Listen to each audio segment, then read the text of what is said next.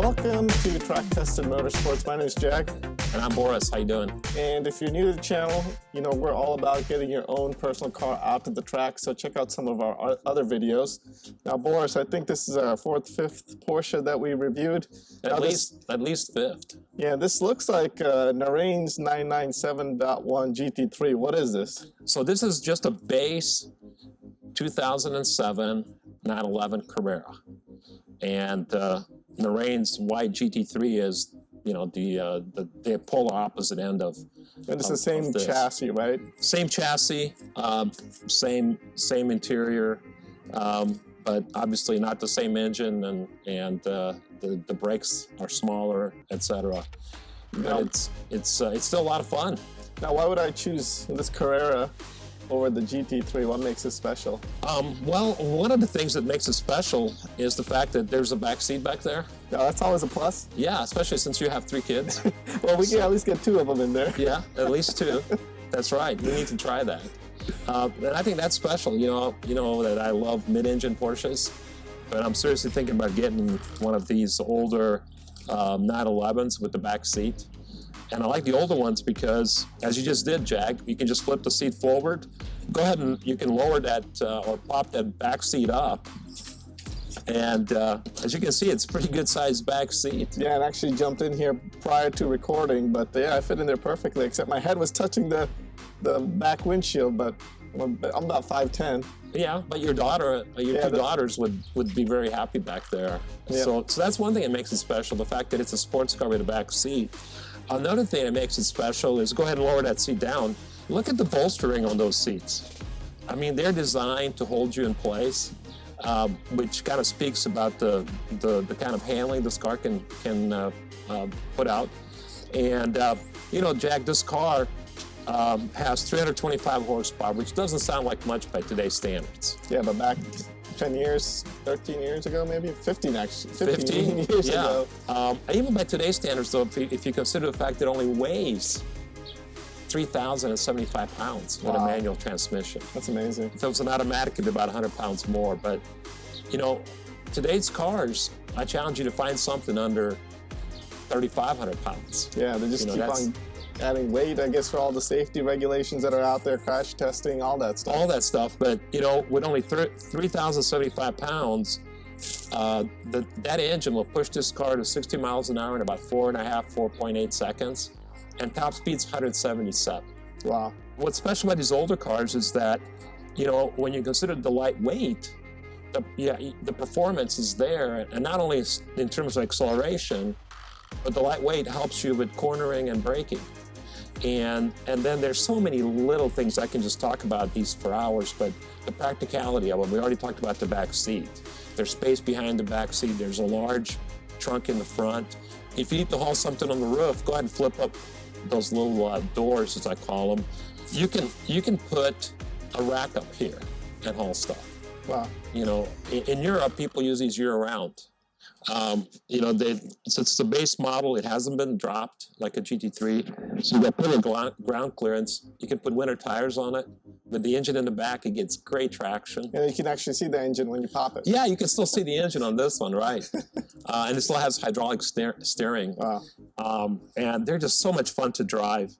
I could just go on and on about them, but those are just some of the key points that we needed to make. So would you buy the newer 911, or would you buy one of these if you had a choice? I would actually prefer one of these. You know, they're only going up in value. Yep. This particular one belongs to my dear friend Doug, and it has nearly 100,000 miles. I think it's at like 99,100.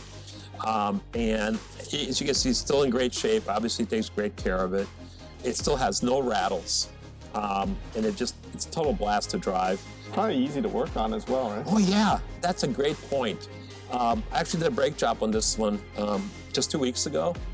And this is really the last generation of the very easy calipers. These are Brembo calipers that are made for Porsche. So they have the Porsche logos on them. But you simply pull out a cotter pin and then pull out this other pin. So just about don't even need any tools. and the pads just slide right out. Sure. So it took me longer to just get the wheels off the car than to change the brake pads. So not too many sensors on these older cars, huh? No, you know, they do have the brake pad wear sensors. But they were easy to pry out. But my point is, you know, I have a 981, and my student at Road America had a 991, did a brake job on it, and that required taking the calipers off. Oh, gotcha. So instead of about an hour job to do brakes on all 4 corners, is about 3 hours. Yeah. So yeah, the older they are, the easier they are to work on as well. And in my opinion, they're more fun to drive, and you just might guess why. It's that low weight. You know, so people all focus on horsepower, but I always want to know how much does this thing weigh? What does it weigh? Because to me, that really is a true measure of how much fun it's going to be. Yeah, I noticed this one has a sunroof. Yes. Are those all gone now from 911s, or?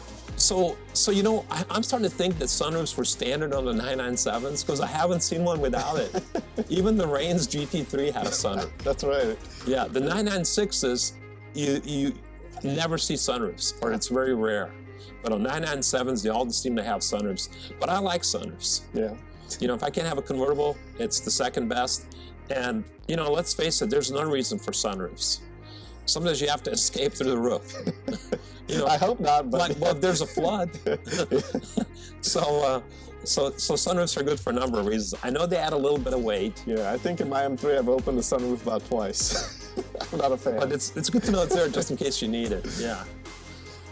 Any other highlights of this car other than the beautiful red, guards red, I believe it is? Well, you know, the instrumentation is I think very cool. You know, the mid-engine cars get that simple 3-cluster, more of a motorcycle style instrument panel. The 911s retain that 5-cluster. You know, it kind of takes you back to the early years. I've never gotten tired of that. The shifter is very precise. I mean, basically, you know, the pedal placement, and I really like the simplicity of using the mechanical seats for up and down, fore and aft, especially with the kids. You know, isn't it painful to have to wait for electric motor to move a seat forward? Yeah. It's just so easy. Especially if it's raining or snowing. Yeah, or cold. So, you know, the simplicity, the quality, I mean, it all came together, I think, in the 997. You know, the previous generation, the 996,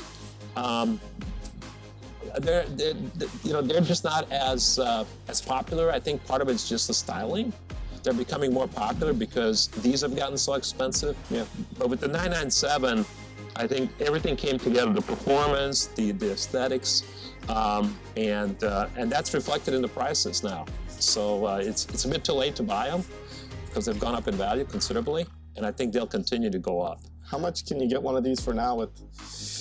I think a good one like this, you're probably going to be about $50,000. Okay, that's still a good deal. I mean, when you think about it, 2007. Yeah, I mean, a good 9.9. Like, I wouldn't consider anything after about 2016 because that's when they went to turbocharged engines. Okay, so this is still a NA. Yeah, naturally aspirated, as are 2016 and 2017 991s. Okay. But those are in the 70s already, the base models.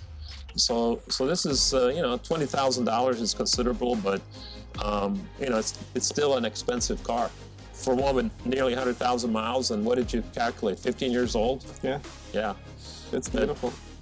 I kind of think of it as an investment, a car you can have fun with, and it'll appreciate. So if you can find one. No, Doug's not selling this one, right? No. If it was, I'd buy his, because I always say, if you can't afford to buy a new car, buy one you know from a person you know. That's good. That's good advice. Yeah. With that, my name is Jag.